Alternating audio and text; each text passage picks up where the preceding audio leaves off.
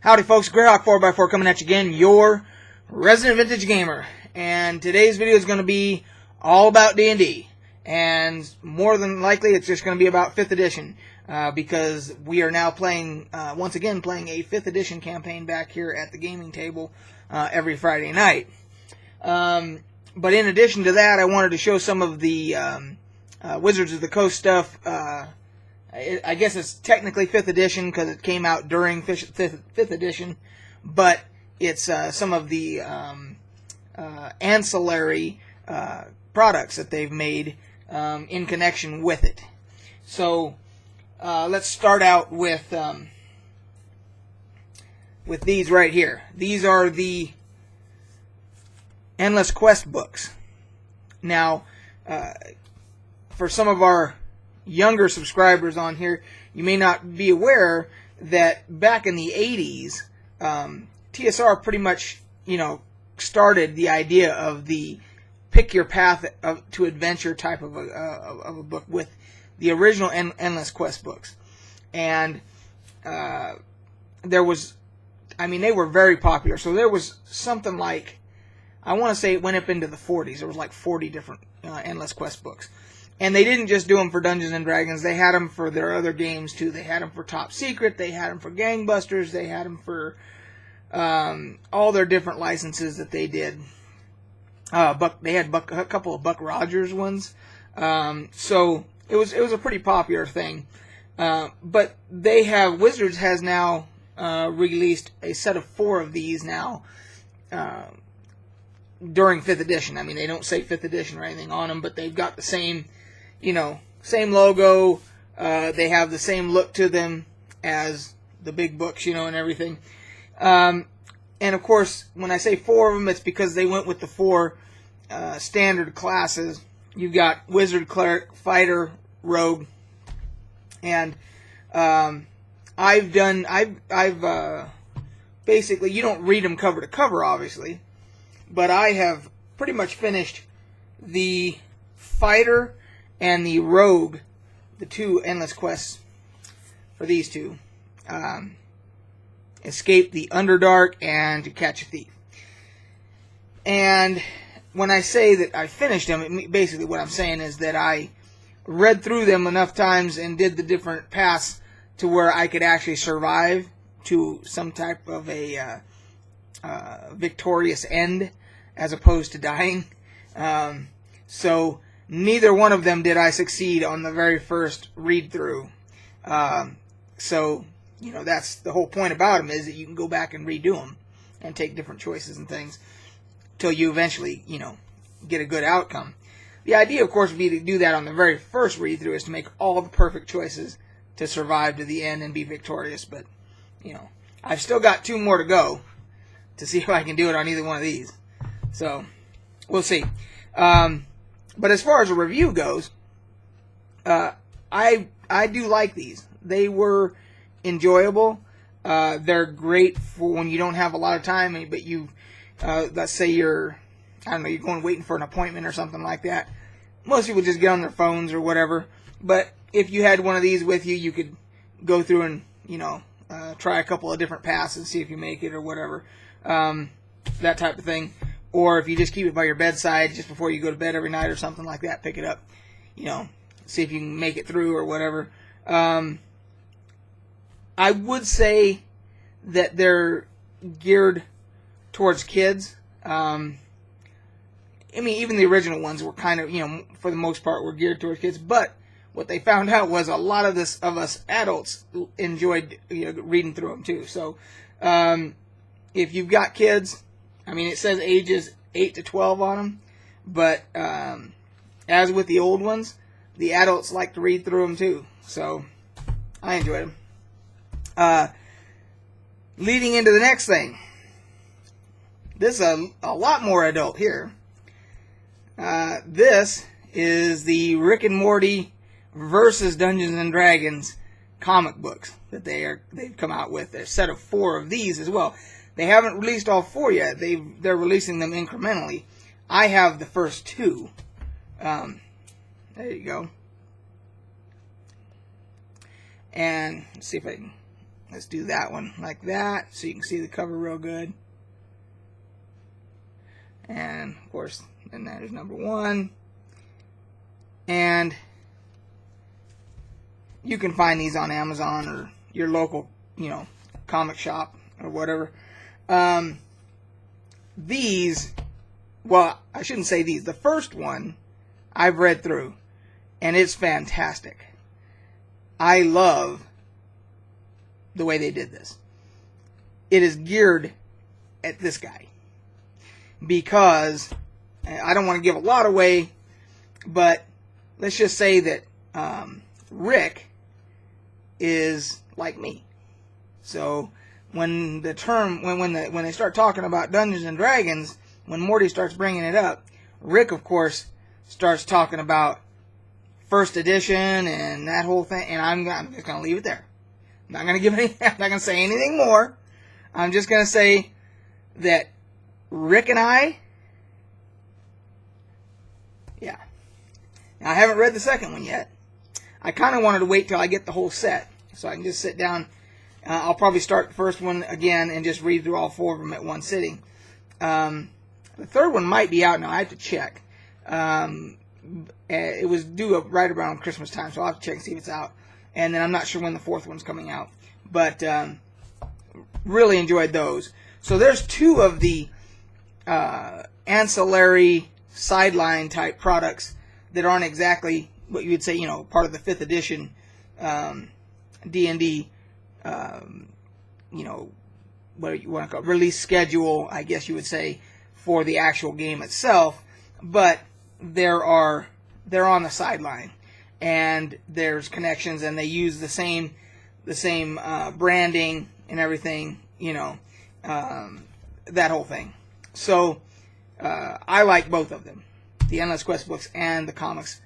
The comics much more, obviously, than the Endless Quest, but and nevertheless enjoyed both of them.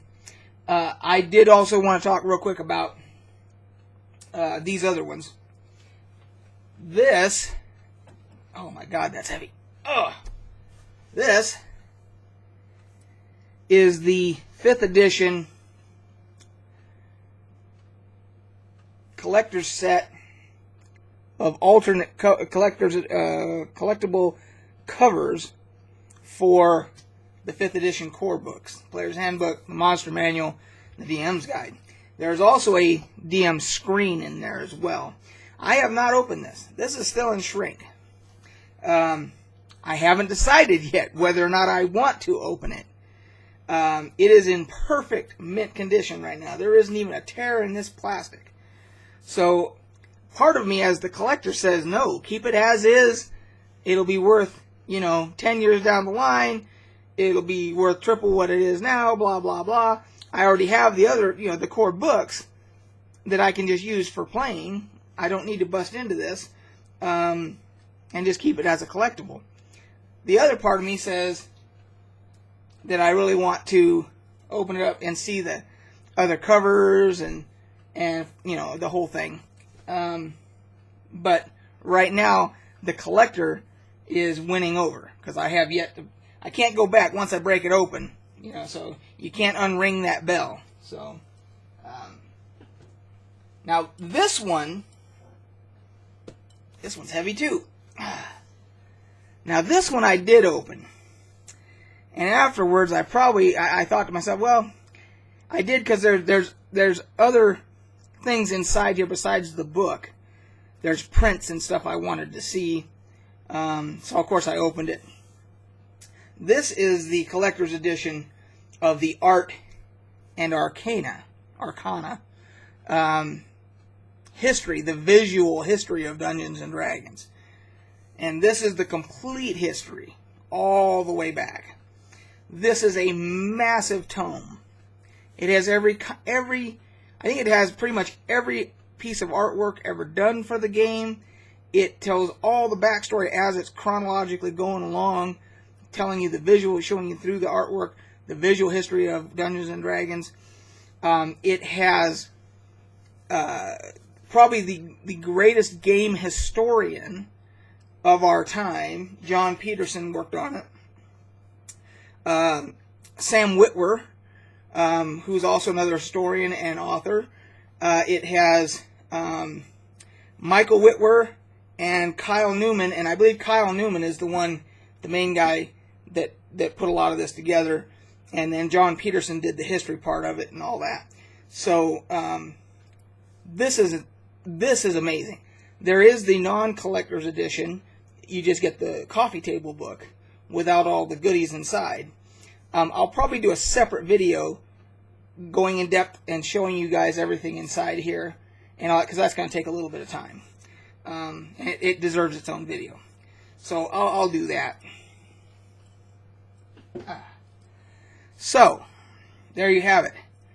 Those are all the additional kind of unnecessary for 5th edition, but nevertheless associated with 5th edition products that I have purchased through Wizards of the Coast.